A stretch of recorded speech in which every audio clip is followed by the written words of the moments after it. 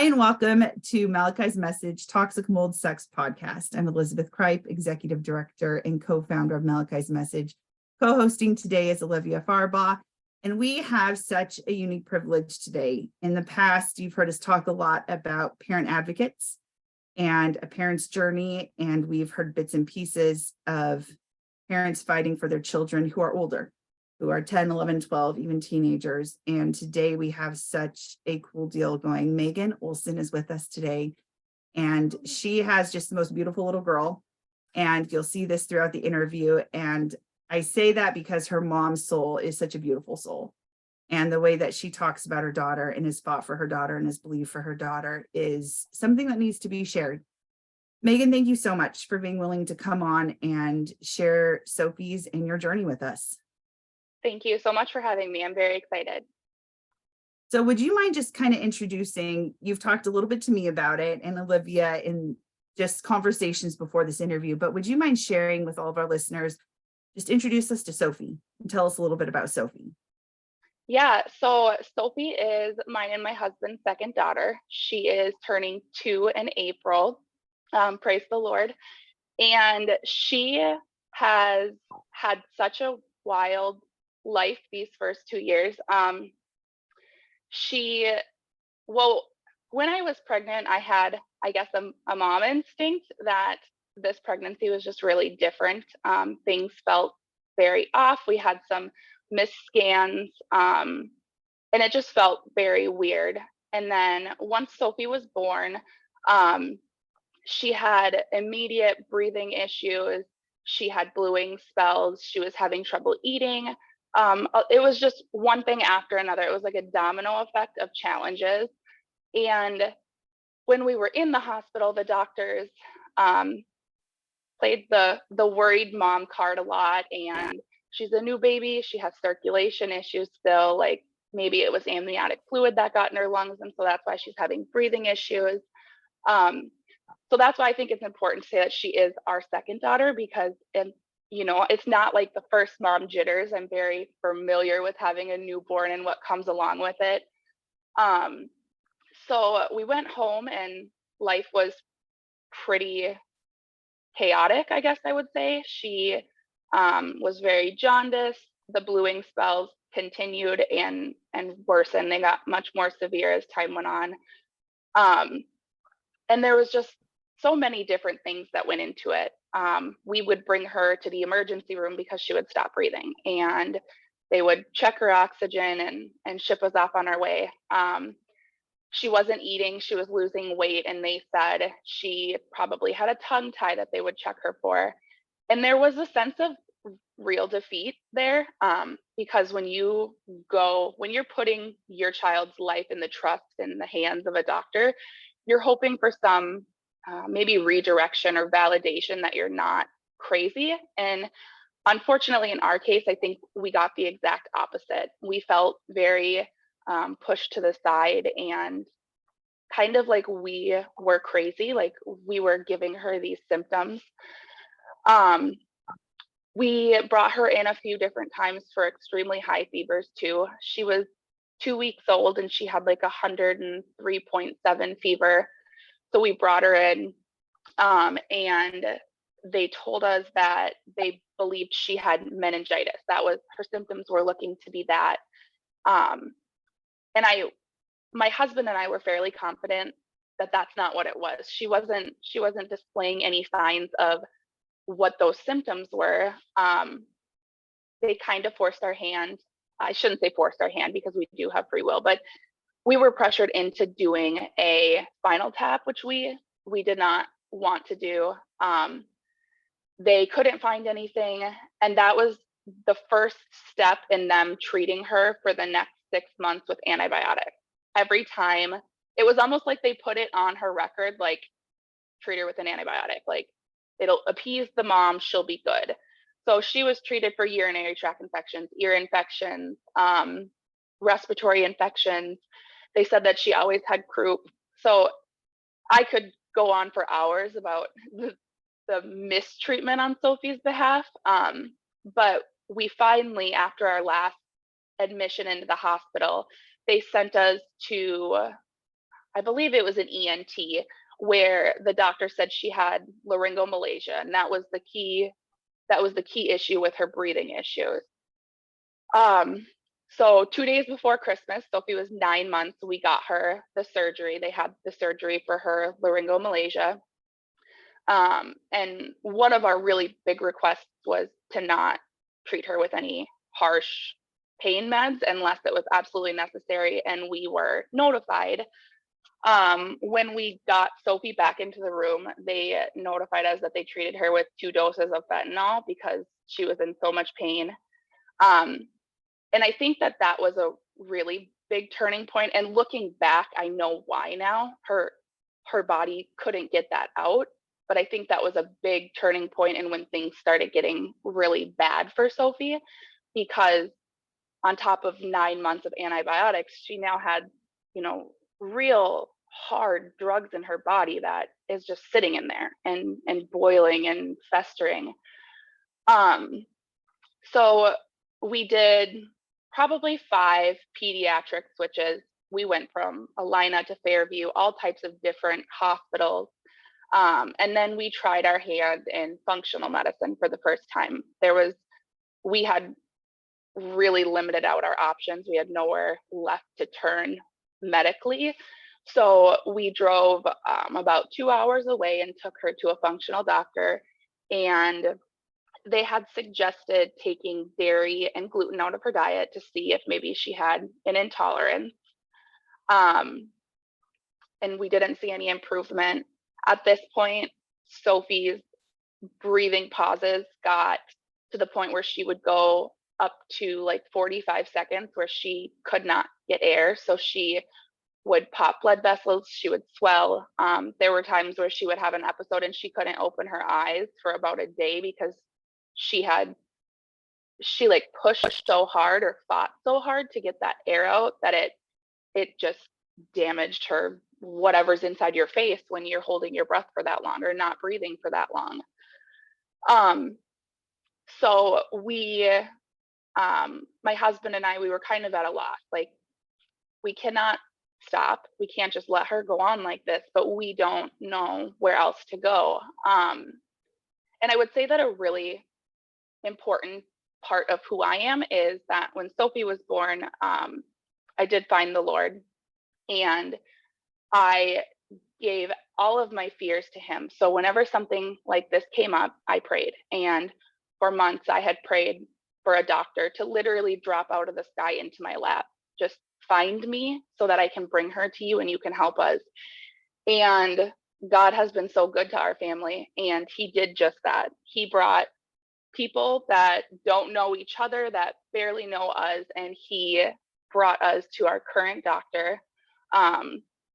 So we brought Sophie to Synapse and we met with her doctor, Dr. Natalie, and it was probably within the first 30 minutes. She said, "Is your house moldy?" And I'm like, "Oh gosh, no. I clean my house all the time. It's fine." And so we started the process of getting her tested. She did a urine test to check her mycotoxins, which came back super, super high. So we had our house tested, actually. We did an ERMI test, went through and swabbed our entire house. And we got the results back a few weeks later. And we did have different types of aspergillum and penicillium. I don't know if that's how you say it exactly, but we did have mold in our home, which was a shock because we didn't want mold in our home. We didn't know how it got there. We didn't know anything about it. So we met with her doctor, and her doctor, in between the mycotoxin test and the home test, there were a few other procedures or testing that she had done. So she called us in and she said that Sophie's bucket, her internal bucket, is full, and she doesn't have any room for any more. Like, it was a very humbling moment for my husband and I, because this was the first time that we were being told she needs to get out. Like, her body can't take anymore. She's so young. So she told us then that she can't make the decision for us, but she said if it were her child, she would not let Sophie step 1 foot in the house until it is completely restored back to normal. So that day, my husband went back to work and Sophie and I went home, and we moved out of our house. Thankfully, we had friends and family who helped us. So for about 2.5 months, Sophie and I lived in a camper in the front of the house. My husband and my 5-year-old lived inside because although we knew it wasn't good for them, she was just starting school. My husband works very early in the morning, so we had to kind of try and find a balance. So we thought it was best for our family for them to just continue living their life normal, so it wasn't getting uprooted for Hazel in any sense. And then Sophie and I were going to live in the camper. So I was mom to Sophie outside and Hazel inside at the same time. So we would meet in the garage and do breakfast, lunch, dinner, get ready for school, all that. When we had the mold restoration team come out, they found quite a bit of black mold in our stairwell, in our kitchen area, and under our crawl space. And we've lived in this house since I was pregnant with Sophie, which in turn meant that she was exposed to the worst type of mold that she could have been exposed to.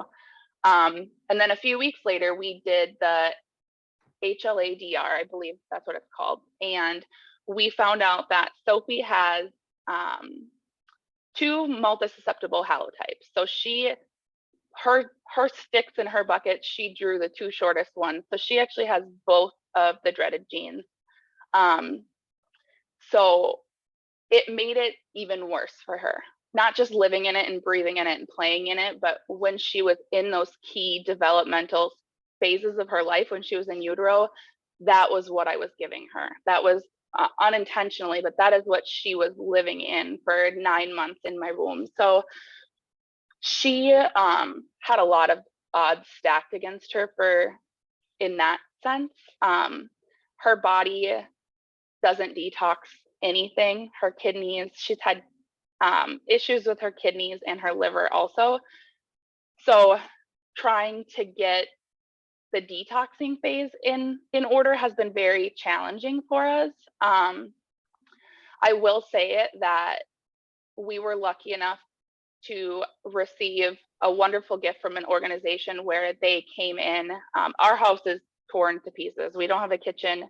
We're missing walls. Like it's in shambles from the restoration. But we were nominated and selected for a Best Christmas Ever. And part of that was helping Sophie with medical bills and her meds. Functional medicine isn't covered by insurance at all, and those tests are very expensive, and the binders and the herbs and everything that we have to give her, it's expensive when you don't have an insurance that you can claim to. So they helped us with that.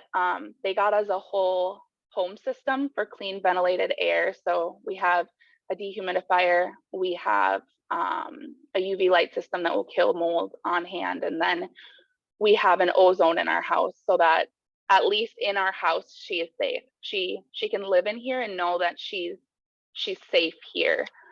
So that was a blessing, and now our journey is just trying to figure out the pieces of Sophie that we can start working on right now in order to get her to a point where she is healthy.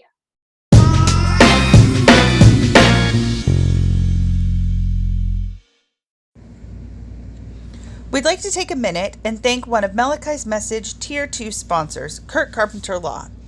The law office of Kurt W. Carpenter helps property owners, business owners, and entrepreneurs in Montgomery County and the Houston area who are in need of legal assistance. Attorney Kurt Carpenter focuses on property litigation, including construction, business, and real estate law. His office understands the legal issues facing property owners, business owners, and entrepreneurs in Houston because they also invest heavily in this market. If you need to speak to an attorney who has a business owner and investor experience, then give them a call immediately for an initial consultation. To learn more, visit kwclaw.com.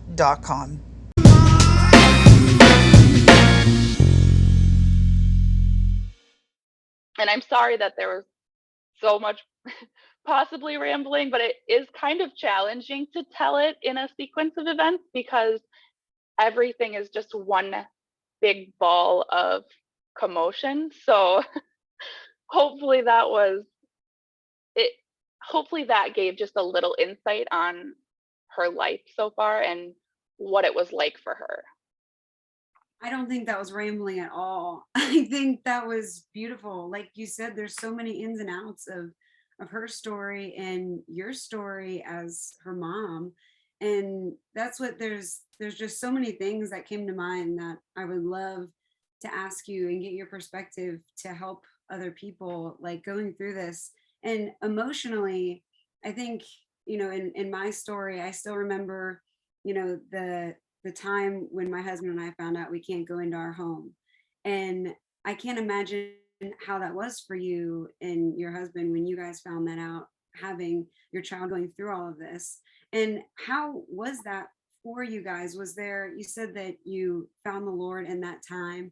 And is that what you guys like? What helped you get through that news? And just so other people who might have just found that out or think that their home is the problem, how do you recommend that they help get through that time? Yeah, so for me, the number one thing was prayer. The second that we got out of that appointment, I got in my car, prayer and tears. I cry all the time. So I was bawling in my car, and the only thing I could do was just pray. I just asked God for guidance, and I know that it was a blessing. It was a hard blessing because it was uprooting our life, but it probably saved her life also. So looking at everything that comes up, so if a family finds out that they can't go in their house, that's hard. That's your home, that's where you live, but that's a thing. You're not going to You can rebuild a house or move somewhere else or live in a camper, but the fact that you still have your child or your sister or your brother, like after processing everything, that was our key point that held my husband and I together and made us realize, okay, this is happening. Well, this has happened. It's already done. We know we can't bring her in. So now what do? We figure it out. We have a child that has a chance now because we found out that our house was essentially killing her, and we're going to make it right. However we have to do that, we will. So I think that it's really fair to have those moments. You can be frustrated and be sad and be angry because it's not fair that we have to go through this, or our children, or whoever it is that's going through it, and then the family too. It's not fair, but it's happening. So you have two options of how you handle it, and it will impact you depending on what you take. So we tried to always look at it like we are doing this for her. We are doing this for her health and for her life. And so someday when she's older, she can be normal. And that was what got us through it, I think, the most, is just the hope of what could come after this. I think that's so How, beautiful. how have you guys handled this with having another child? Because I imagine that's probably a hard balance to sort as a parent. And I think you said her name was Hazel. How is Yes. she able to absorb this and walk through this in a healthy way? Because I know you guys aren't the only people that have two kids where one, as you know, with the genes, right? One is more impacted than the other. I'm just curious, Yeah. how you guys handled that relationship. It's very, very challenging. It's something that we still have not learned how to balance great. So Hazel's 5, and she's the kindest soul, and she understands more than we wish that she would.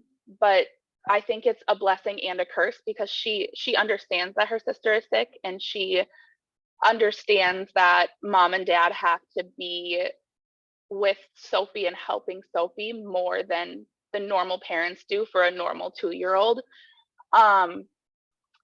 She does have some, I think maybe not resentment, but frustration with her sister because Sophie has gotten in the way of a lot of really big things for Hazel. We weren't allowed back in our house the day of Hazel's 5th birthday. So her birthday party was the next day, and we were supposed to have the party at our house and all of this stuff, and then Sophie can't go in. So there have been times where we haven't been able to go to people's houses or to birthday parties because my husband is working and it's just me. So I have 2 kids and one has to go left and one has to go right. And, you know, I'm only one person. We have explained to Hazel that it's going to get better, and we've really helped her understand how lucky Sophie is to have her. Sophie, we fill Hazel's mind every day with that she is a blessing to Sophie. She is the best big sister. Sophie is so lucky that she has Hazel on this journey with her because Hazel is so supportive, and she comes with to appointments, and she prays over her little sister every night that she gets all the yucks out of her body. So she understands, but she's also 5, and we don't want her to take on too heavy of a role at this age. So we find that balance by doing mom and Hazel days and dad and Hazel days, and having grandma come to the house and take Sophie, and it's just us going somewhere.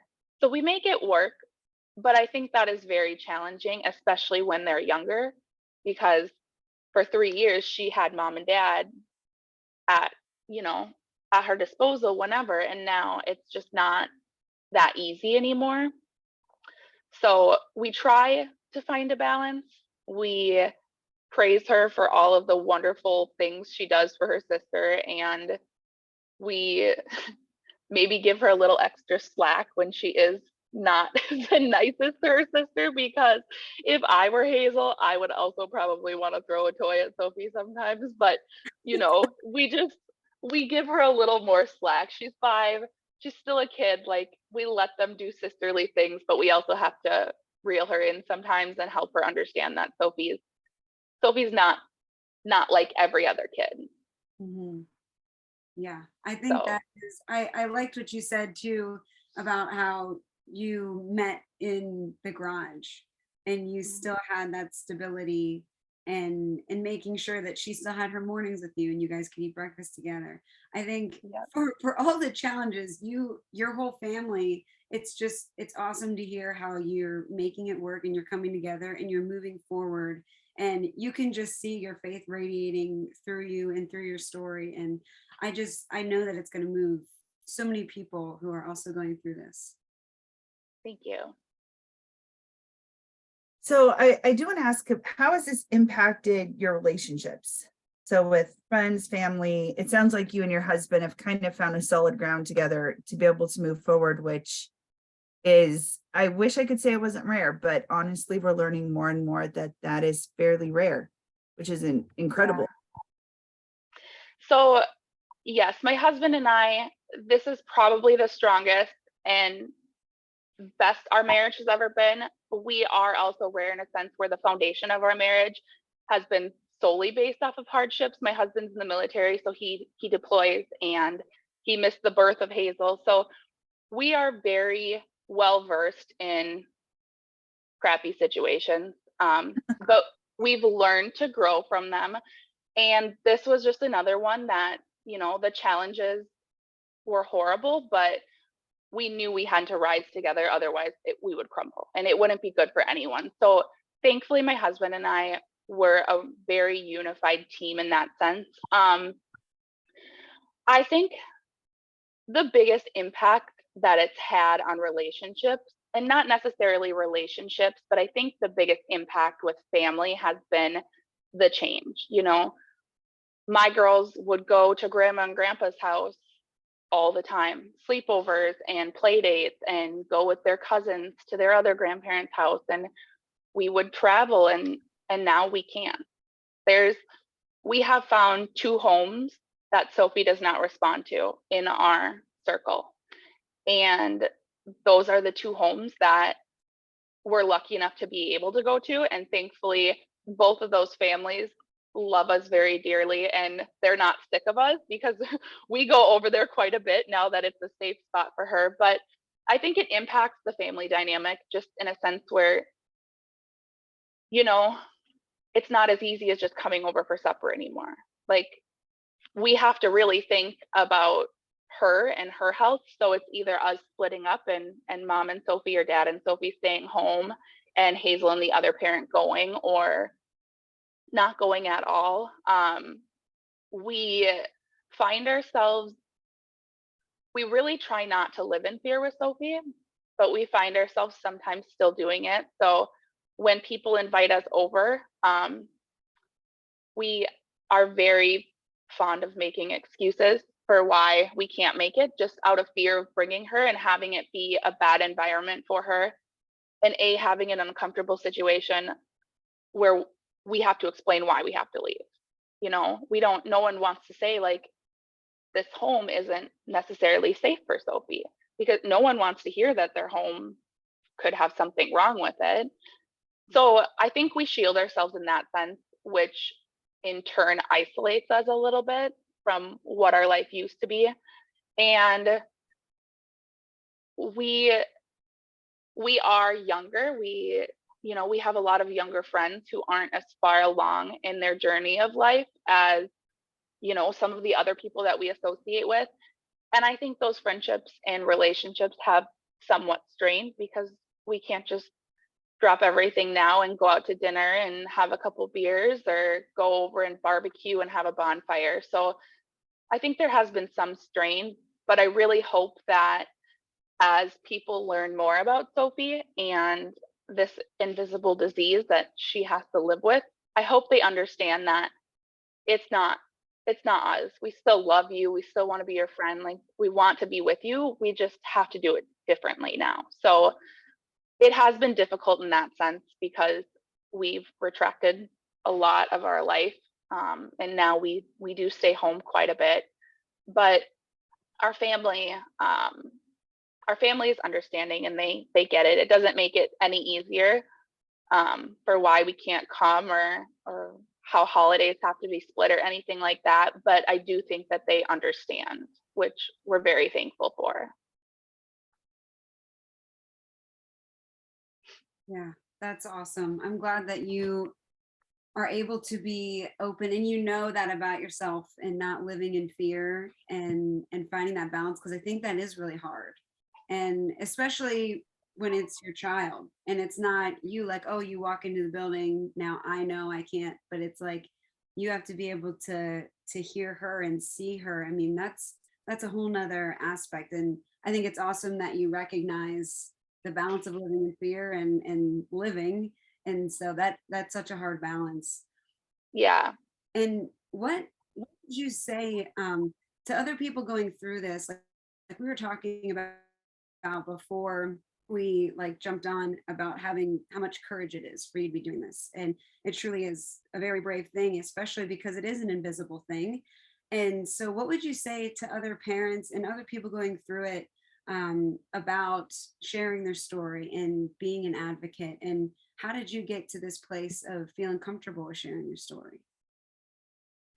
Yeah. So to be fully transparent, even right now in this moment, I don't know if I can fully say that I am comfortable.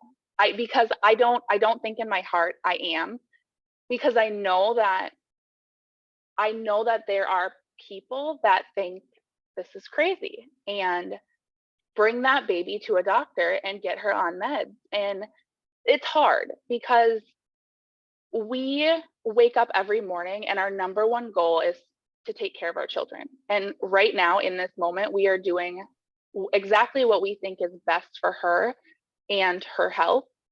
So I think it is hard. It's hard to speak out and to share it, but imagine being on the receiving end of sharing it. Imagine being that parent that's kid always has an ear infection or is being treated for asthma and the inhaler's not working.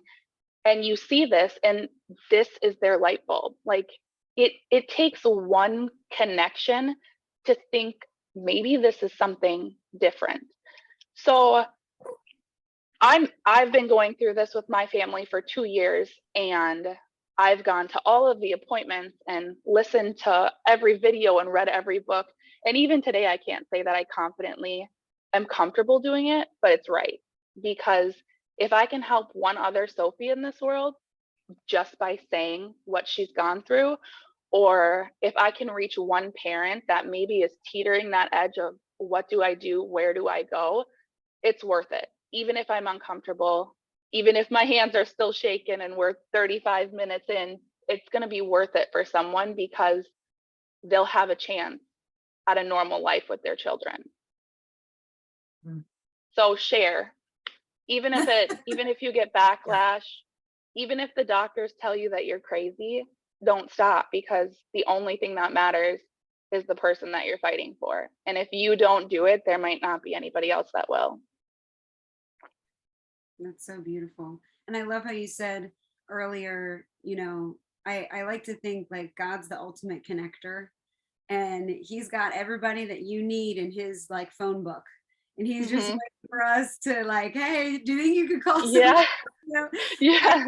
I think it's so cool that you saw him working and just connecting you with doctors and finding the right people. And I know that just like you said, like you're going to be that connecting piece now because you have the strength through him. Now people are going to have that connecting piece, and it's just going to continue sharing this puzzle and creating this space. So I just think that is so beautiful, and I appreciate you sharing that for other people who are on the fence about sharing their stories.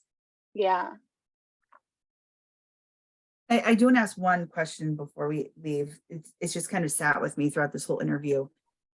So I remember feeling so many things that you said triggered so many responses in me from my journey with my children. And recently in the last week, we've had to take my daughter to the ER we thought she had appendicitis, and we're still watching it. But so many things, even going back to the emergency room where we had gone 5 years ago during our mold journey, just triggered, right? So many of the same emotions. And am I asking the right questions? Are the doctors actually listening to me when they recommend an antibiotic? Your automatic response is like, get away from me. Do not come near my child. Right. Another antibiotic. In your journey from like starting to see mainstream medicine, going to functional medicine, and it could be very different, but I remember almost feeling like I'm on a desperate hamster wheel. Like I'm just constantly trying to get the right answer, but it seems like I'm not getting any traction with any of these people. So for a parent who is on essentially that hamster wheel right now, and they keep trying to move forward, but they feel like they're not going anywhere, what would you say to them? I would say, first, I would say if you know the Lord, pray, because I think that's huge. I think his hand is in every single journey, and he will bring you to where you're supposed to go. I also think I don't regret well, I shouldn't say that. I do regret it. I do regret giving her the antibiotics and taking her in, but every path that we took that was wrong brought us closer to finding out what was wrong. So they shouldn't be neglected or pushed aside or like hated for taking them there. You just have to keep going, and you will find someone. You will find a doctor that isn't going to tell you that you're crazy.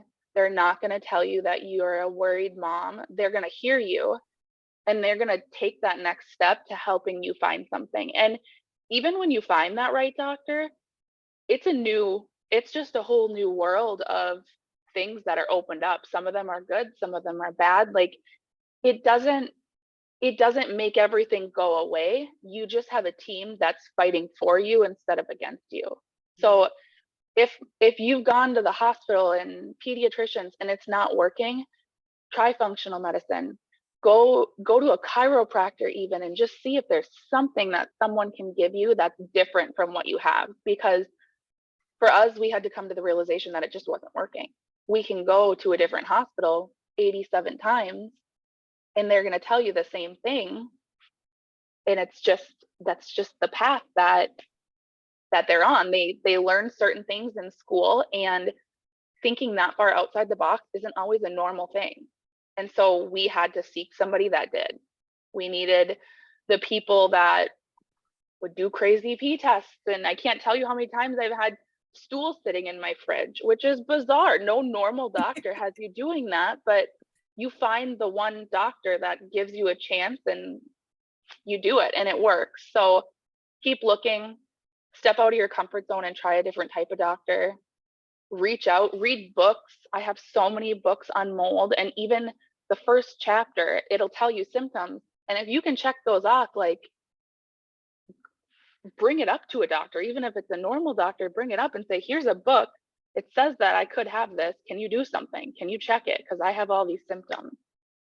So be your own advocate and tell those doctors no to the antibiotics and do what you got to do. That's going to be the biggest thing for you. Don't submit to what they're telling you is right, because it might not be. Yeah.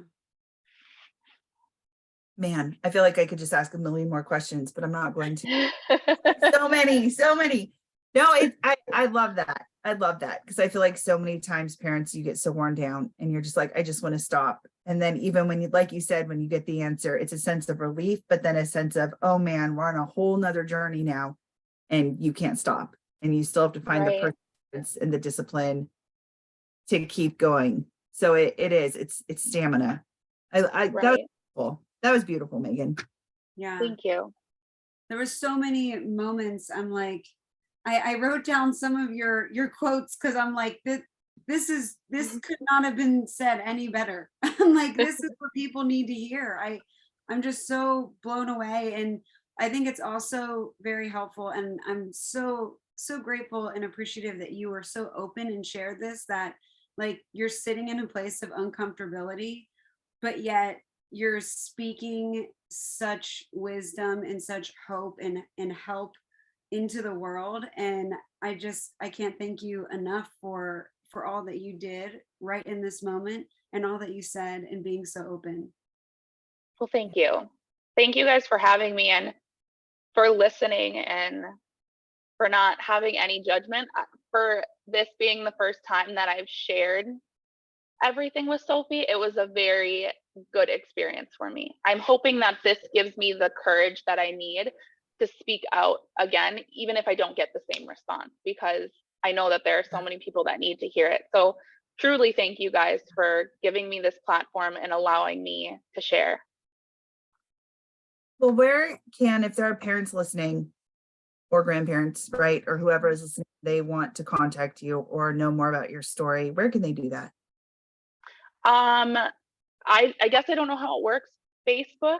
I will say I'm on a little bit of a hiatus from scrolling on Facebook, because it puts a lot of fear into me, which I need to try and push out. So I have taken a little break, but Facebook Messenger, email, and then we could always talk on the phone if it's something that they would be interested in. But I would love it if people would reach out to me, because I might not have any answers, but I might have something. I might have a book or a test that we took or something that could be beneficial. So I pray that something like that comes out of this. I pray that somebody wants to reach out and ask questions or pick my brain, because that's the purpose. That's my purpose right now, is bringing awareness to this and letting people know that there are people on your side who are going through this and who are willing to help